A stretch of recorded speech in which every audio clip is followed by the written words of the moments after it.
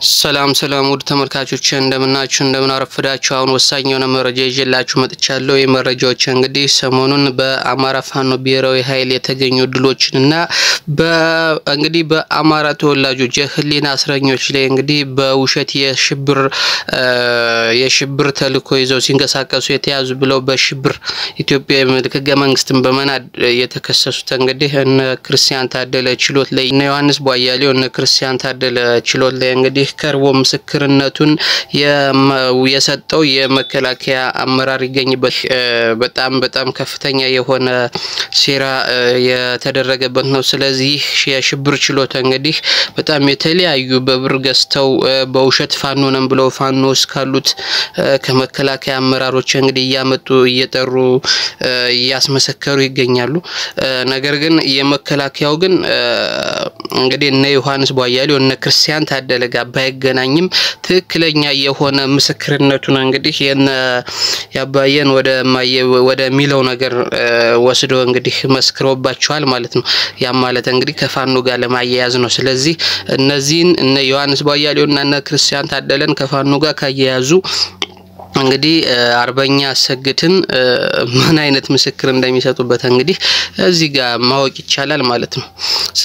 አሁን ወደ እንግዲህ ምንድነው ያለው በሚዲያ ፋኖ እንደመሰስ ነው የሚሉት፣ በችሎት ላይ ደግሞ ተደመሰስ ነው የሚሉት። በሚዲያ ፋኖ እንደመሰስ መለቃቀም ነው ያዝነው፣ ምንም የቀረን ነገር የለም፣ አማራ ክልል ሰላም ነው ይላሉ በሚዲያ። እንግዲህ ችሎት ላይ ደግሞ እንግዲህ አማራ የሆኑትን ደግሞ እንግዲህ ከፍተኛ ቅጣት እስከሞት ድረስ ለማስቀጣት እንግዲህ ማያደርጉት ነገር የለም።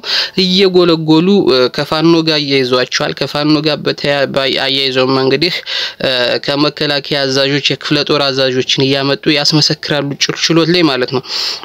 እንግዲህ ገጥመን መስሎኝ ይላሉ እነሱ መሳሪያ ልመርጥልን ነው የሚል ተማጆር ባለበት እንግዲህ እዛ መሪዎችን ያመጡ እንግዲህ ምንም ሲቪል ፓርላማ ውስጥ ያለ ሰው ላይ ያስመሰክራሉ ማለት ነው። የክፍለ ጦሩ አዛዥ በፋኖ ሙሉ ክፍለ ጦሩ እንደተደመሰሰበት እንግዲህ ምስክርነቱን ሰጥቷል። ግንቦት 6 2017 ነው እንግዲህ እንትን ያለው በእነ ተከበሩ አቶ ዮሐንስ ቧያሌው የሽብር መዝገብ የአቃቢ ህግ ምስክር ሆነው የቀረቡት ኮሎኔል አይቸው ግለጠው አማራ ክልል ምዕራብ ጎጃም ዞን ይዘውት ከገቡት አንድ ክፍለ ጦር ገደማ ተደምስሶ እንደቀረባቸውና ዋና አዛዡ እርሳቸው በተፈጥሮ ዝናብ ታግዘው ሐምሌ 29 ቀን 2015 ዓመተ ምህረት እንግዲህ በታምር ሾልከው ማምለጣቸውን ነው እንግዲህ ለችሎቱ ያስረዱት ማለት ነው። የእንግዲህ ምንድነው እነሱ ሲክዱት ነበር ፋኖ ውሸት ነው። ኢቭን የመከላከያ ባጓ አለ ሬዲዮ አለ እነሱ ከህዋት ጦርነት ብሎ እንግዲህ ማስተባበያ ሲሰጡ ነበር። በህዋት ጦርነት አልተማረክንም ዱቄት ሆኑ ምናምን ሲሉ የነበሩትን አሁን ለአማራ ፋኖ ደግሞ እንግዲህ ማስተባበያ መጥቶት ነበር።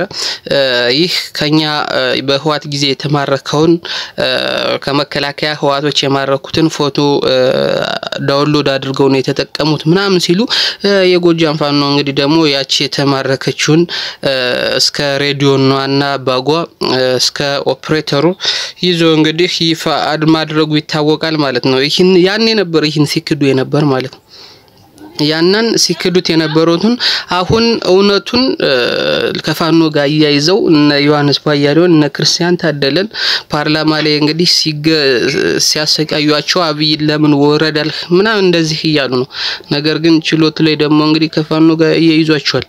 ስለዚህ አሁን ይህ ምስክር የመከላከያ አመራር የኮር አመራር ምስክርነቱን ሲሰጥ ያዛልቸው እንግዲህ ከተማረከባቸው መሳሪያዎች መካከልም ብሬን 31 ስናይፐር 22 2 ዙ 23 የወደመ ዲሽቃ 6 ክላሽ 550 ቦምብ 800 አራት ራሻ ሰራሽ ኦራል ሰራዊቱ ላይ የደረሰው ጉዳት በአይናቸው ብቻ ያዩት 100 ቁስለኛ 153 የተገደለባቸው ከ310 በላይ ደብዛቸው የጠፋ ይላል እንግዲህ ምስክርነት።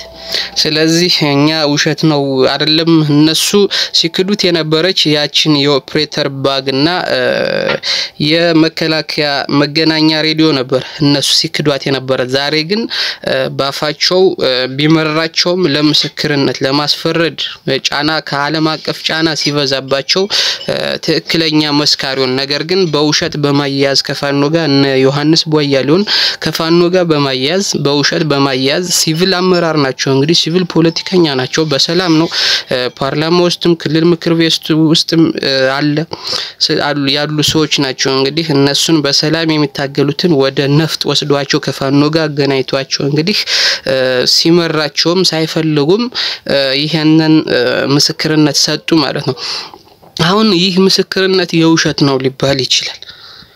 የውሸት ነው ሊባል ይችላል። የውሸት እንደዚህ አይደረግም። ምክንያቱም አሁን የሚጠይቅ ሰው ካለ እስከዛሬ ፋኖ ምንም አልማረከም ከህዋት ላይ ወስደው ፎቶሾፕ ሰርተው ነው እንግዲህ የህዋቱ ጊዜ ምንድነው ሲሉ ነበር የዓለም አቀፍ የኃይሌ ገብረስላሴ ሩጫውን ወስደው ነው የታላቁ ሩጫ ላይ ወስደው ፎቶሾፕ ሰርተው ምናምን ነው ሲሉ ይያሉ ሲክዱ የነበር የህዋት ጦርነት ለት ማለት ነው። አሁን ደግሞ እንግዲህ ፋኖች ማርከው ሲነዷቸው ደግሞ ከህዋቱ የተማረከውን በህዋት ጊዜ የተማረከውን የመከላከያ ሰራዊት ፎቶ አመጣው ያንን ዳውንሎድ አድርገው ያንን የተጠቀሙት እንጂ በጭራሽ የሚል አመጡ ማለት ነው።